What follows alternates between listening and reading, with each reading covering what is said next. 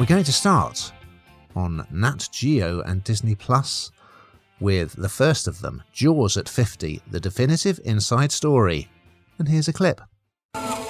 We were on the real ocean, and we were way out of our element for 5 months. And we all began going off the deep end, literally. The film was 100 days behind schedule, and 80% of the time the shark didn't work. There was a strong undercurrent that the studio would close us down. I was terrified I was going to be fired, but I never once felt like I wanted to quit. Can it really be 50 years since Jaws was released? Well, it is. And so, to mark the anniversary, this feature-length doco, looks at the making of the film, really. When it was released, it was a massive blockbuster, the highest grossing film ever made until Star Wars only 2 years later. Anyway, as Spielberg, who just comes across as such a nice guy, doesn't he, considering certain film directors, one of whom appears in this, have reputation for being quite difficult. Anyway, he says that kind of it was the film that could have broken him, but it ended up making him. And it was hugely challenging because they did shoot it at sea. I mean, there were a few scenes shot in a tank, and also some genuine wildlife footage of actual sharks were also cut into the film. But yeah, they had these big mechanical sharks built, which were enormous. I mean, they're huge. And there were some issues with those, so we hear about that. And famously, the three stars, Richard Dreyfuss, Robert Shaw, and Roy Scheider, didn't get on all that well. So they're the three who end up on the boat together: the shark hunter, the marine biologist, and the cop.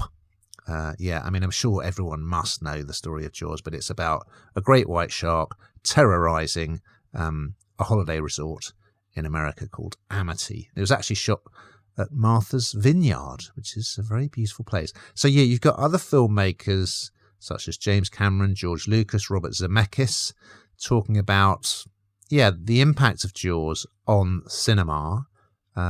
We also hear from the stars. There's actually a play now, isn't there, that written by Robert Shaw's son about the three men and how they got on or didn't get on while acting in this film. Funnily enough, my local Lido, which does show films, you could go and watch Jaws while sitting in a rubber dinghy in the swimming pool.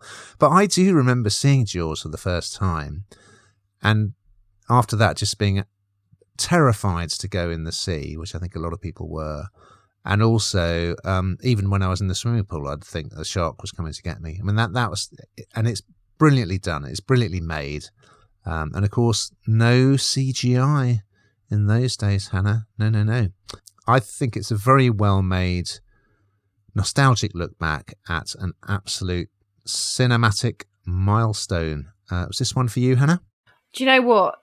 You're so right about the whole, didn't want to swim in the sea and what have you. And it still resonates even now, like with my children watching it, because it looks quite fake now, doesn't it? Like you say, with CGI and everything, making everything look so real. It's quite obvious, but it's still really jumpy. It still really gets you. My kids still watch it. I'm like, oh, Jaws, is there a Jaws in the water? There is something about, because I think there's the Meg, isn't there, that's come out, subsequently, which is, slightly better on the CGI and what have you. But it just, I don't know, this has really resonated for generation after generation. So the idea that we're sort of, this interview with Spielberg, talking about how it was made is really clever. And I always think about a remake and whether they'll, like kind of how they do it.